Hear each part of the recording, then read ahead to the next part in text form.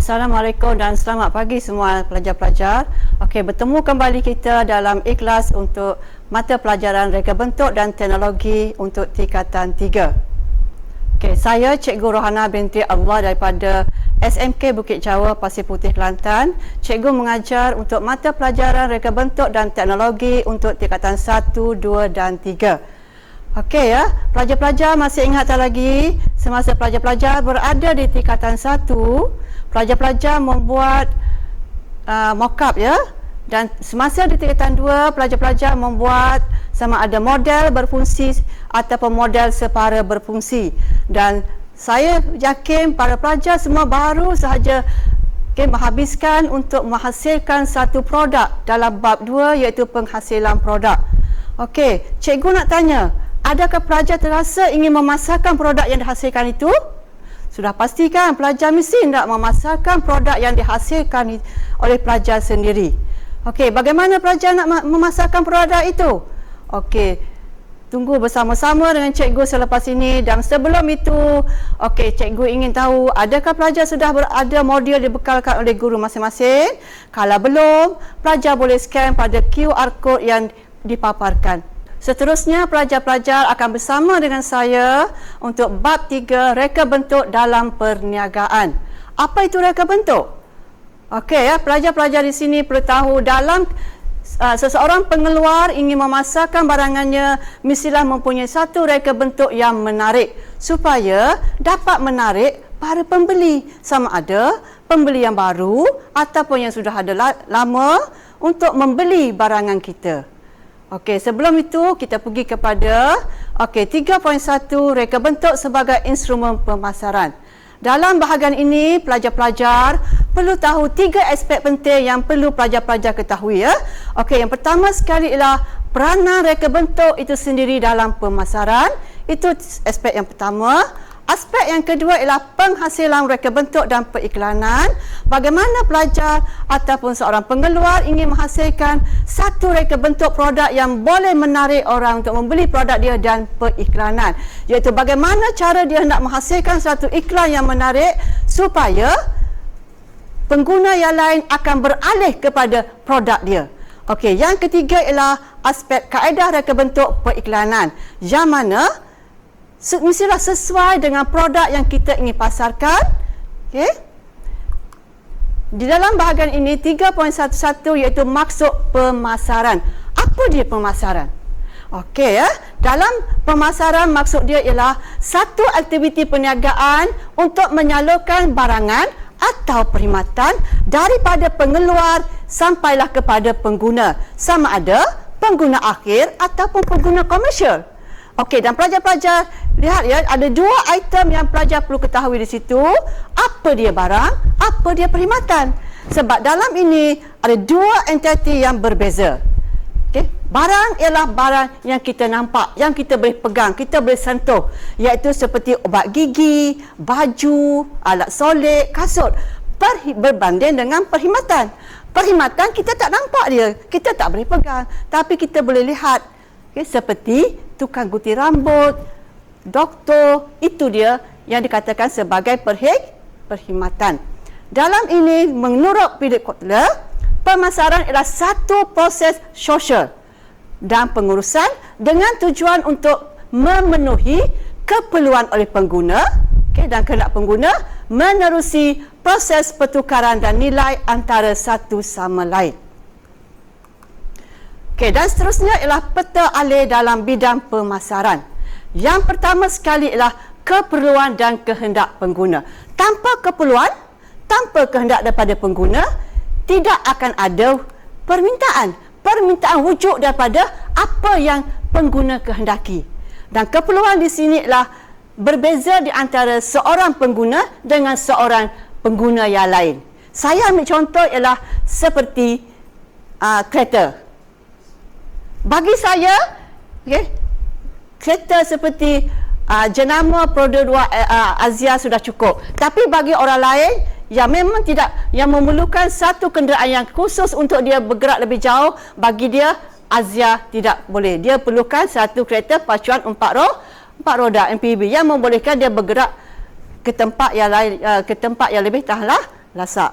Okey, pelajar-pelajar mesti ingat, tanpa keperluan, tanpa kehendak pengguna tidak ada permintaan. Dan bila ada permintaan, akan wujudlah produk. Dan daripada produk itu akan adalah nilai. Dan seterusnya ialah mestilah ada pertukaran. Dan berlakulah urus niaga di antara pengeluar daripada penjual dengan pembeli. Berlakulah aktiviti jual beli di sini, okey, di dalam pasaran. Berlakulah aktiviti jual beli. Okey, seterusnya ialah aliran pemasaran produk keluaran daripada pengeluar kepada pengguna. Okey, yang pertama sekali ialah bermula dengan pengeluar. Pengeluar mengeluarkan barangan. Okey, dan seterusnya ialah pergudangan. Okey, barang dikeluarkan, disimpan dalam gudang. Okey, dan seterusnya ialah pengangkutan. Daripada pengangkutan adanya promosi. Dan selepas promosi, aliran pemasaran seterusnya ialah perniagaan yang terbahagi kepada dua di sini, iaitu kepada pengguna organisasi dan juga kepada pengguna akhir. Okey, cikgu akan terangkan satu persatu dengan lebih detail apa maksud aliran pemasaran ini. Okey, yang pertama sekali ialah pengeluar. Apa dia pengeluar? Okey, pengeluar ini ialah dia akan mengeluarkan produk. Apa produk yang dikeluarkan untuk memenuhi keperluan dan kehendak pengguna. Cikgu ambil contoh di sini ialah gula. Sebab dia sinonim dengan kita setiap hari, ya. Okey, semua orang, tak kira apa lapisan, semua menggunakan gula. Okey, jadi syarikat mengeluarkan gula, ya, berada di Perlis. Okey, syarikat kilang gula di sini dia hanya mengeluarkan gula sahaja. Selepas gula itu dikeluarkan, akan dihantar kepada, disimpan di dalam pergudangan. Okey, dia menyimpan hasil keluaran tadi adalah dalam gudang. Di dalam gudang inilah satu aktiviti yang penting yang dilaksanakan, yang dipanggil sebagai aktiviti memecah pukal. Apa dia memecah pukal? Okey, pukal ialah satu kuantiti yang besar. Okey, di mana pelajar di sini, ya, kilang dia mengeluarkan gula dalam bentuk kuantiti yang banyak dan dihantar ke dalam gudang. Di dalam gudang itulah nanti akan dipecahkan pukal, maksud dia dibungkus, digradkan, mungkin dalam bentuk 1 kilo, 2 kilo ataupun dipaketkan dalam bentuk guni. Itu maksud dia memecahkan pukal. Okey, seterusnya pengangkutan. Boleh tak pelajar-pelajar nak pergi beli gula 1 kilo, pergi beli kat kilang di Perlis? Boleh tak? Mustahil, kan? Okey, jadi pengangkutan memainkan peranan yang penting untuk mengagihkan gula daripada pengguna dari gudang tadi ke tempat kita. Okey, promosi yang amat penting sekali, itu satu aktiviti periklanan. Promosi jualan langsung dan publicity yang bertujuan untuk memperkenalkan produk kita. Di sini, kalaulah seandainya produk itu baru hendak dikeluarkan, mestilah diadakan satu promosi yang besar-besaran, untuk memperkenalkan produknya.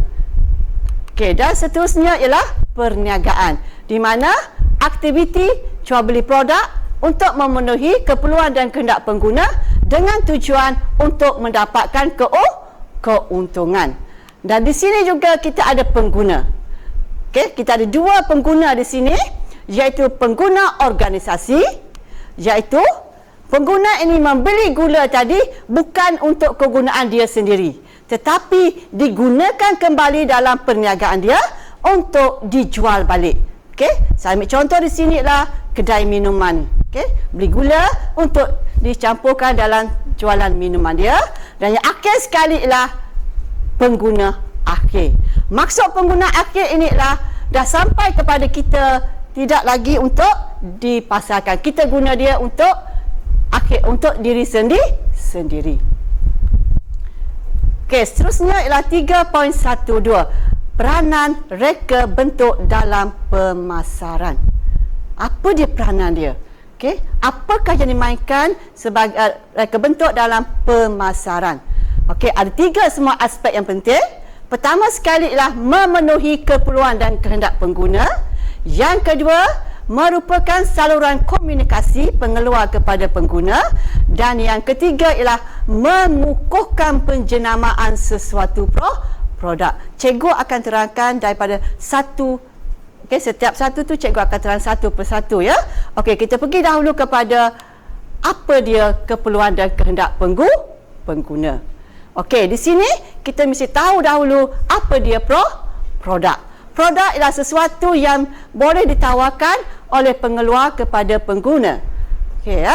Dan di sini reka bentuk produk penting untuk memenuhi keperluan dan kehendak pengguna. Okey, yang pertama sekali kita pergi dalam aspek kalau pelajar lihat tadi, okey, iaitu fungsi produk. Produk yang hendak dipasarkan itu boleh berfungsi dan boleh memenuhi keperluan dan kehendak pengguna. Okey, di situ cikgu bagikan contoh ialah telefon. Okey, itu ialah pengecas telefon ya. Okey, bagaimana digunakan? Okey, iaitu ialah LCD, bagaimana dia membantu pensyarah guru untuk mengajar di dalam kelas. Okey, yang kedua ialah reka bentuk produk. Reka bentuk produk mesti bersesuaian dengan aktiviti atau keperluan pengguna. Cikgu ambil contoh di situ ialah kasut. Okey? Kasut, okey? Kalau anda lihat di situ ada kasut untuk kanak-kanak, ada kasut untuk yang pekerja-pekerja ladang menggunakannya, ada kasut untuk sukan, ada kasut untuk pergi ke pejabat. Semua reka bentuk yang dihasilkan itu adalah tidak sama. Okey ya, jadi reka bentuk itu memainkan peranan penting. Okey, seterusnya ialah kekuatan dan keselamatan pengguna produk dalam fungsi dan juga reka bentuk. Setiap satu produk ada kekuatan dan kelemahan dia, sama ada dari segi fungsi dan juga reka bentuk. Cikgu ambil contoh yang pertama sekali lah lampu hiasan. Okey, kalau kita lihat di situ ya, kekuatan dia ada segi reka bentuk, cantik. Okey, bila lihat tu kalau diletakkan di rumah orang nampak elegan, nampak megah ya. Okey, dari segi bentuk cantik. Tetapi dari segi kelemahan dia ialah dia memang menarik, tetapi tidak memenuhi fungsi sebagai lampu untuk menerangi ruangan. Okey, di mana cahaya dia tidak dapat menerangi di tempat yang digunakan itu. Okey, yang kedua ialah kita lihat kekuatan dari segi fungsi tetapi lemah dari segi reka bentuk. Okey, perangkap kedatangan ya. Okey, dia berfungsi dengan baik dalam perekodan data masa, tetapi reka bentuk dia tidak menarik. Empat segi, tak ada menarik. Okey, itulah dari segi kelemahannya. Okey, yang ketiga ialah dari segi nilai produk. Wujudnya kerana adanya keperluan dan kehendak pengguna. Okey, dari sini kita cuba lihat ya. Okey, cikgu bahagikan dua di situ, itu dari segi nilai barang ataupun nilai perkhidmatan. Dari segi barang ya, kita lihat di situ. Okey, telefon yang canggih ya, telefon pintar, dia mempunyai pelbagai aplikasi dan sambungan internet. Okey, tetapi dari setengah pelanggan memang dia tak nak guna telefon ini. Bukan kehendak pelanggan. Okey, walaupun bukan kehendak pelanggan, masih lagi ada dalam pasaran. Yang kedua adalah dari segi nilai perkhidmatan. Okey, kita ambil contoh di situ ialah kerusi. Kerusi yang maksud cikgu adalah perkhidmatan yang diberikan sekiranya anda menaiki kapal terbang untuk kelas ekonomi dan juga kelas perniagaan. Anda lihat ya, pelajar-pelajar lihat reka bentuk kerusi pada perkhidmatan penerbangan untuk kelas perniagaan. Okay, kita boleh tidur, boleh baring di situ ya, berbanding dengan reka bentuk kerusi pada untuk perkhidmatan untuk kelas ekonomi biasa sahaja. Itu beza dia dari segi perkhidmatan. Okey, seterusnya adalah trend produk. Okey, trend inilah untuk memenuhi cita rasa pelanggan dan trend terkini. Yang ini lebih kepada cita rasa semasa, trend semasa. Sekarang ini trend dia adalah, kalau pelajar-pelajar lihat, semua pelajar mesti nak ada handphone yang canggih. Ada. Sekarang juga trend semasa ialah kita menggunakan drone. Itu yang dikatakan ialah yang mengikut cita rasa pelanggan dan trend terkini. Dan biasanya bila sudah habis trend ini akan habis. Datanglah pula trend yang lain. Sebab pelanggan tidak nak. Itu bergantung kepada cita rasa pelanggan sendiri. Okey, yang kedua ialah saluran komunikasi pengeluar kepada pengguna. Okey, apa dia komunikasi?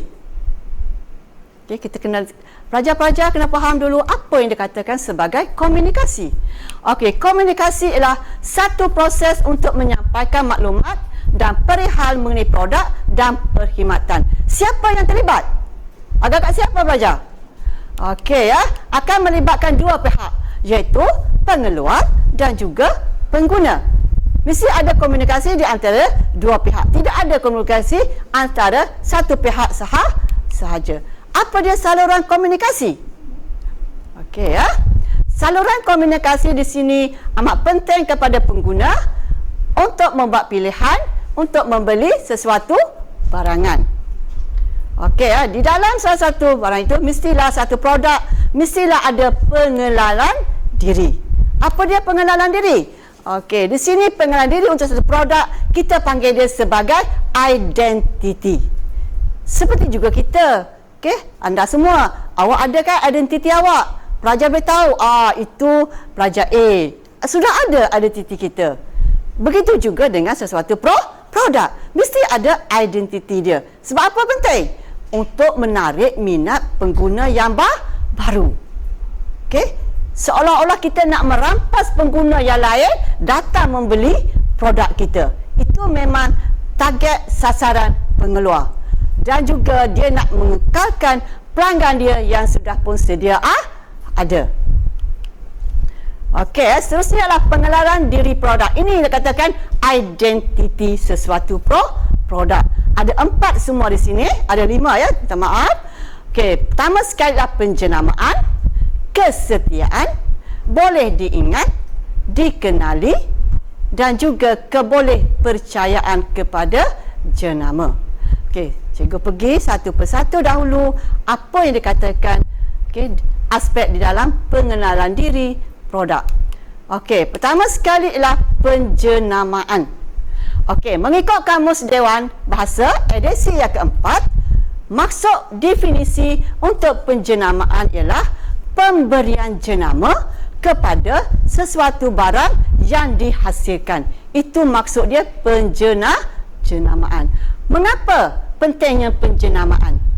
Okay. Untuk menyampaikan maklumat berkenaan kualiti keluaran dengan menggunakan simbol-simbol yang tertentu.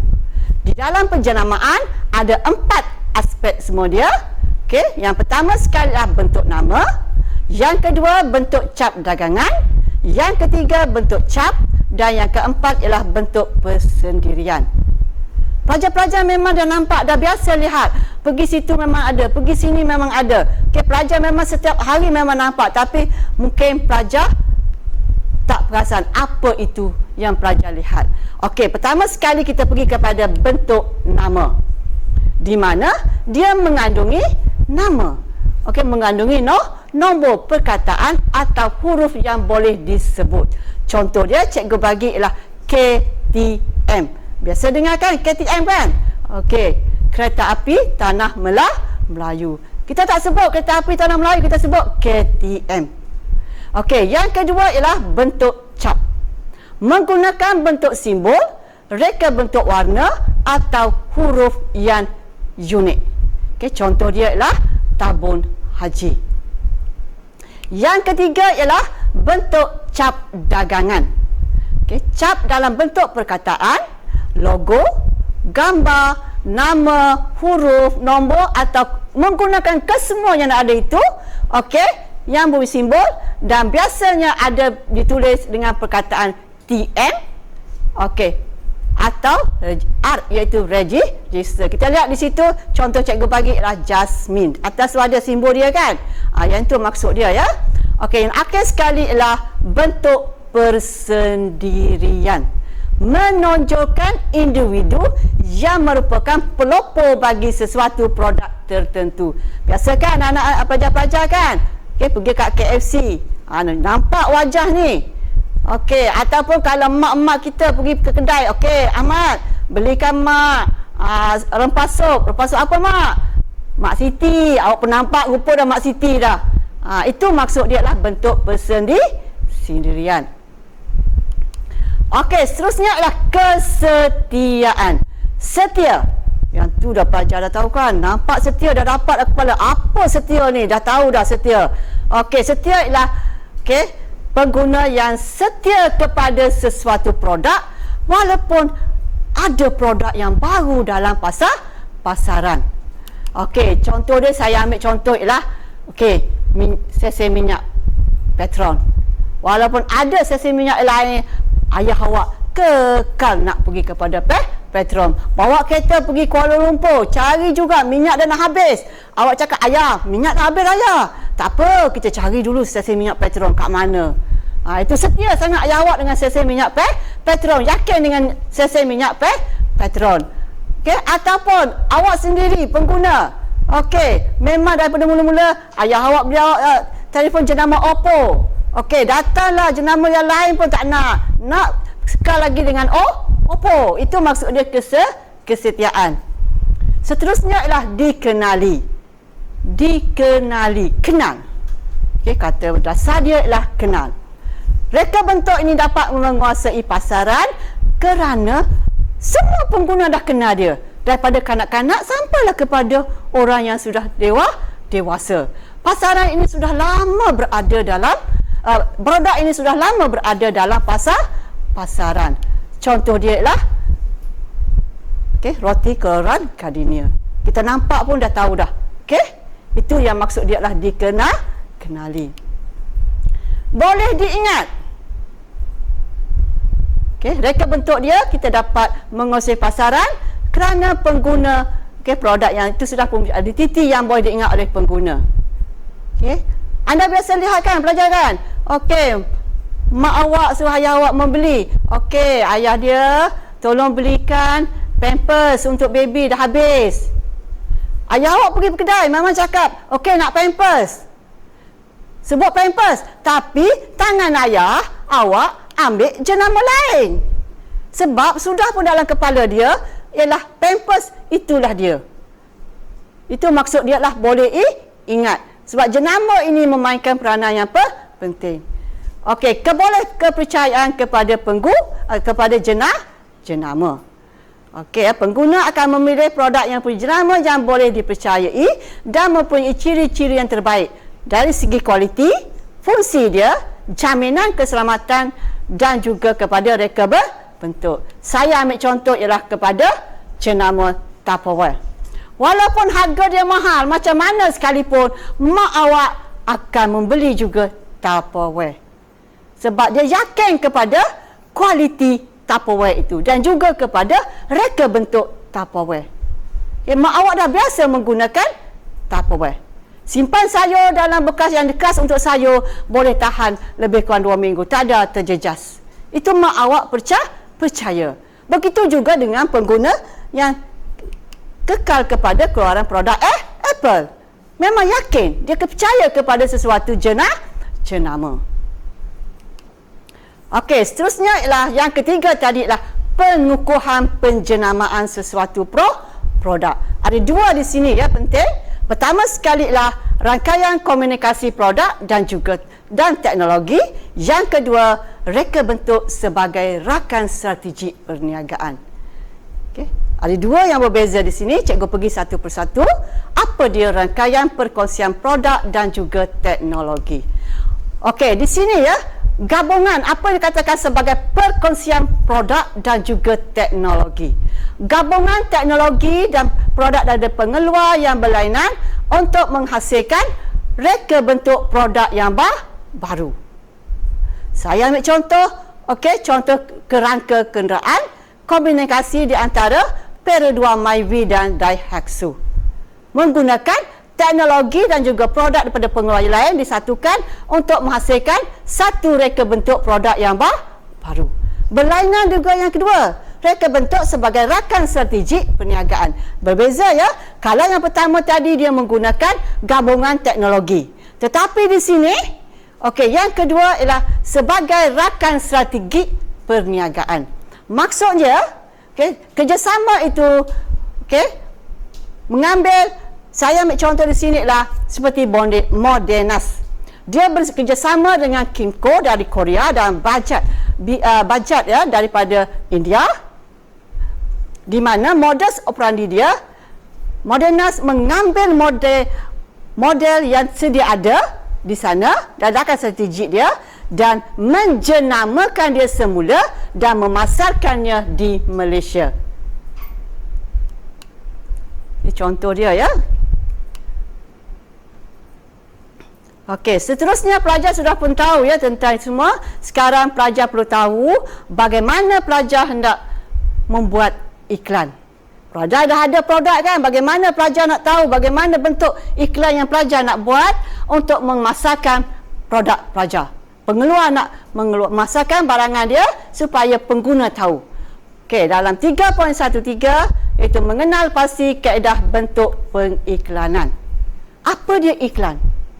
Okey, menurut Kotler, merupakan bentuk penyajian dan promosi idea, barang atau jasa non-personal yang dibayar oleh sponsor tertentu.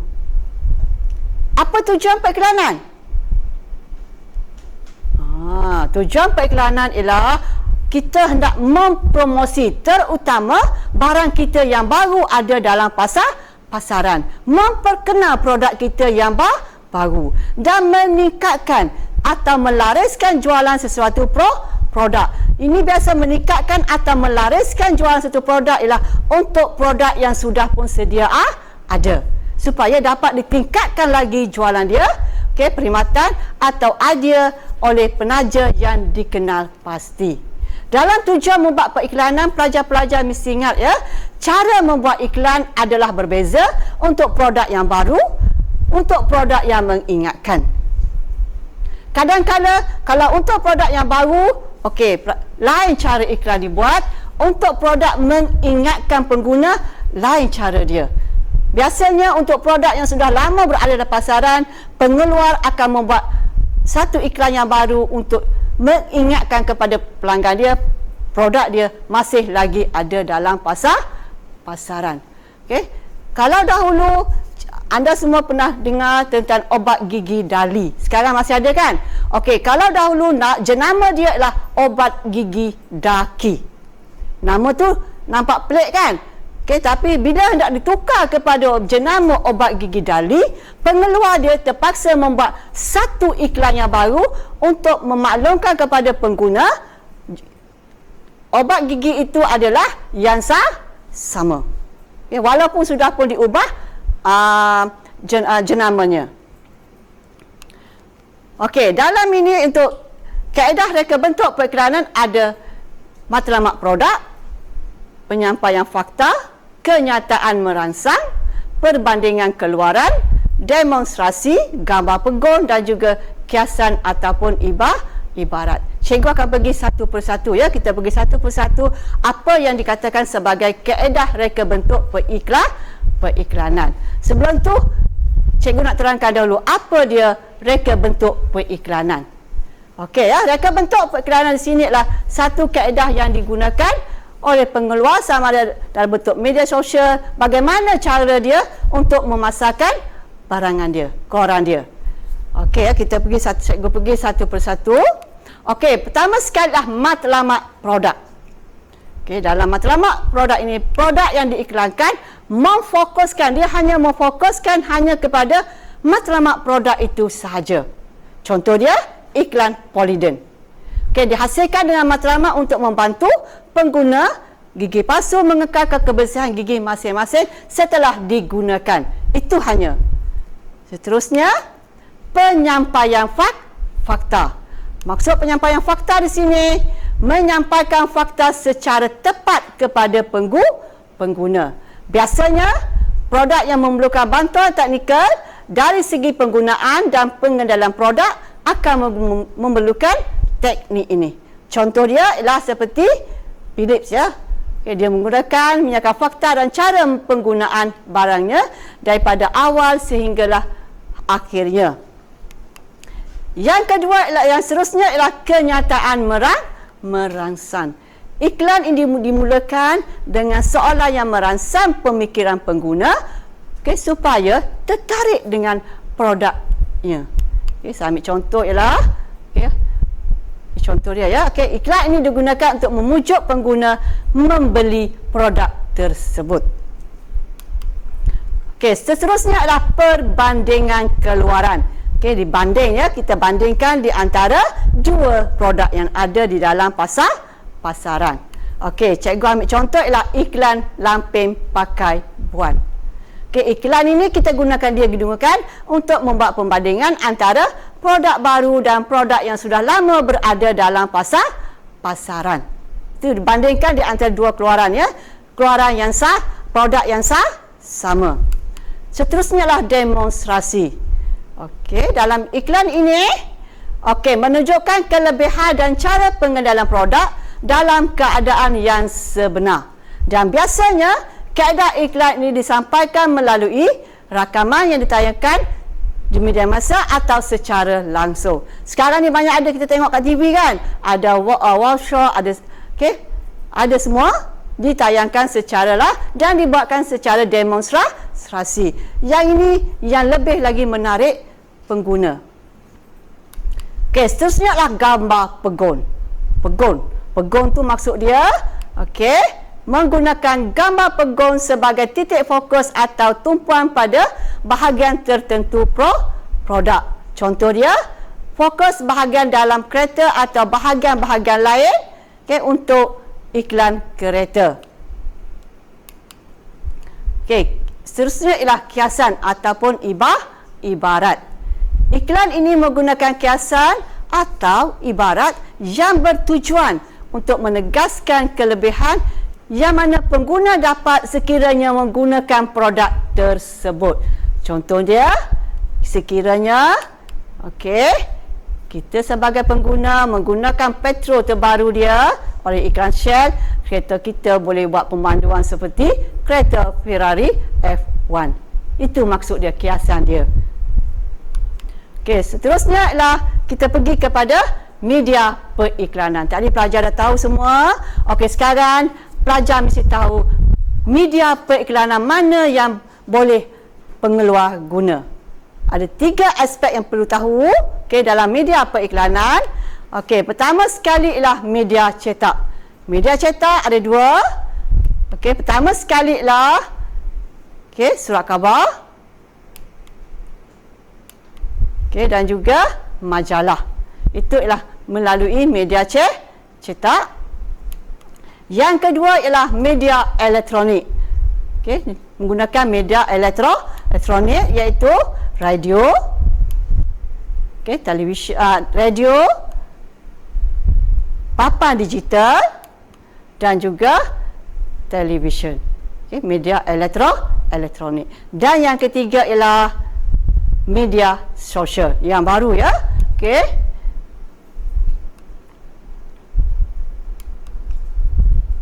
Bagaimana pelajar pengeluar nak menggunakan media periklanan ini bergantunglah kepada beberapa faktor nanti. Sebab ada setengah barang memang tak sesuai menggunakan media cetak. Ada setengah produk memang tak sesuai menggunakan media elektronik. Faktor-faktor pemilihan media periklanan. Yang ini akan memainkan peranan penting, faktor yang penting untuk seorang pengeluar untuk memilih media periklanan yang sesuai untuk sesuatu produk dia. Ada 5 semua faktor pemilihan media periklanan. Faktor yang pertama ialah jenis dan sifat produk itu sendiri. Yang pertama sekali ialah perlu sesuai dengan media periklanan. Contoh dia, satu produk yang memerlukan tunjuk cara serta khidmat nasihat. Media yang digunakan ialah media elektronik. Yang kedua, kos periklanan. Yang ini pengeluar mesti tahu secara terperinci kemampuan syarikat dia dari segi keuangan. Sebab sekiranya keuangan dia kecil, bajet dia kecil, tidak boleh menggunakan media periklanan yang besar kos dia. Contoh dia, kalau contoh di sini lah, perniagaan yang berskala kecil, dia perlu memilih media yang kos rendah. Contoh dia seperti media sosial ataupun media cetak. Seterusnya, luas pasaran. Okey, maksud luas pasaran di sini ialah produk itu nak dipasarkan di mana? Adakah pengeluar nak pasarkan hanya dalam negeri Kelantan saja, ataupun nak pasarkan lebih besar seluruh Malaysia, ataupun adakah pengeluar nak pasarkan barang dia tadi, produk tadi ke peringkat antarabangsa. Luas pasaran amat penting. Okey ya, boleh banyak mempengaruhi jenis media yang hendak dipilih. Sekiranya pasaran itu pengeluar ingin menggunakan untuk dipasarkan ke seluruh negara, bolehlah dia memilih radio, di mana liputan untuk radio adalah segenap kawasan boleh ada radio. Yang keempat ialah sasaran pengguna. Siapa pengguna kita? Siapa pengguna pengeluar? Mesti ada sasaran dia. Mengapa? Sebab supaya maklumat yang hendak disampaikan kepada pengguna jelas dan tepat. Contoh dia seperti alat solat wanita. Takkanlah alat solat wanita kita nak pergi, pengeluar nak pergi letak di dalam majalah lelaki. Mestilah sesuai sasaran pengguna dia lah pada majalah wanita. Okey ya. Dan yang akhir sekali adalah saiz perniagaan. Maksud dia, pengeluar yang mempunyai perniagaan yang besar-besar mampu untuk memilih media periklanan yang lebih berkesan dan mahal.